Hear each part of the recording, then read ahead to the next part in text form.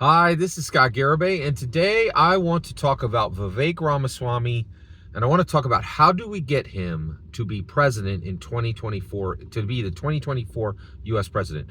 We have a path, right? We have a path. He cannot be elected president, but he can be delivered to the president through the paper cup that is President Donald Trump. If President Donald Trump gets elected, there are three ways he stops being the president. One, he dies of old age, highly likely, okay? One, he gets imprisoned, not very likely. Low probability, but a probability. And then last, a very high probability, which is the magic wand scenario, where he goes, hey, I didn't really want to be elected. I just got this, so I'll get pardoned. Vivek Ramaswamy is going to pardon me for everything. Done. Thank you, everybody. Bye.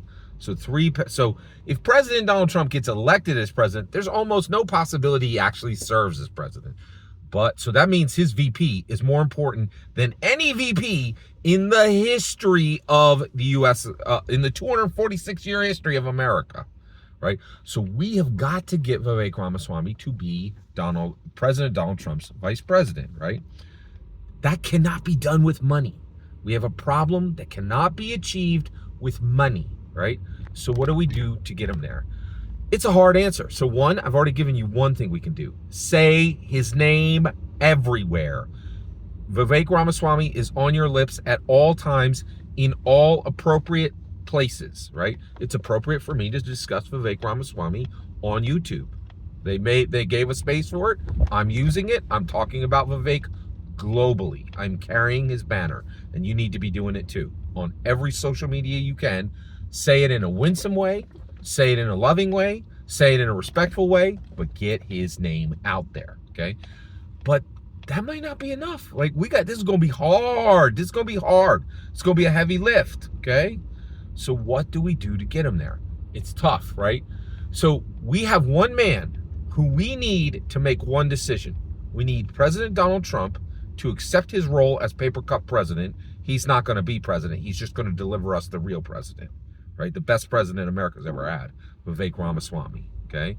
So we got to convince President Donald Trump to choose Vivek Ramaswamy as his vice president.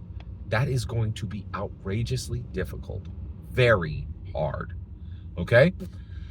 What do we do to get us there? Well, this is a tough question, and I want to talk it through with you because I want to think it through with you, okay?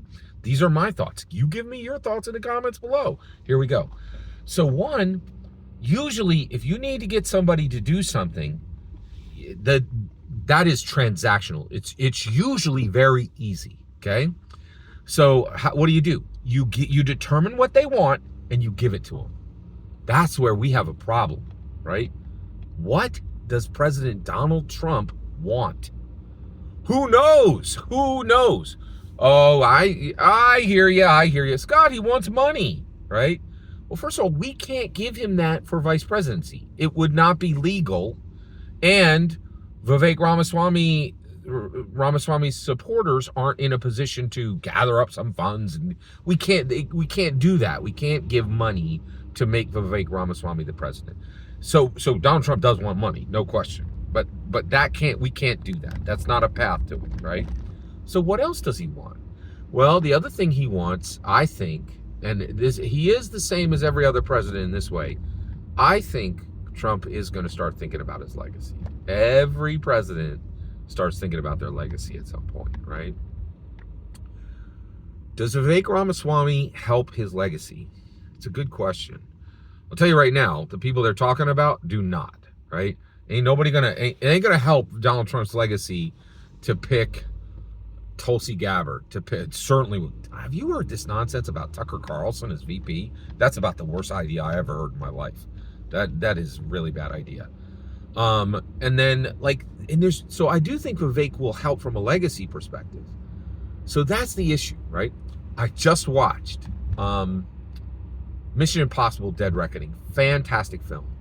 They describe Ethan Hunt in one point. One of the characters actually describes Ethan Hunt.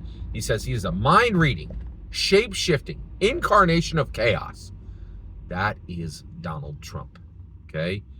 He is a mind-reading. He controlled them. You're like, what? What? How does Donald Trump read minds? That dude controlled the media, controlled the media from 2016 to 2020. He knew what people were thinking.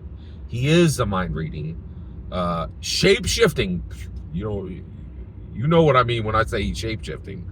Right? Like any given day, Donald Trump you're dealing with could be different than what you deal with at any other time, right? An incarnation of chaos. I ain't gotta explain that. Donald Trump is definitely an incarnation of chaos. We have got to figure out what Donald Trump wants. That's the next step.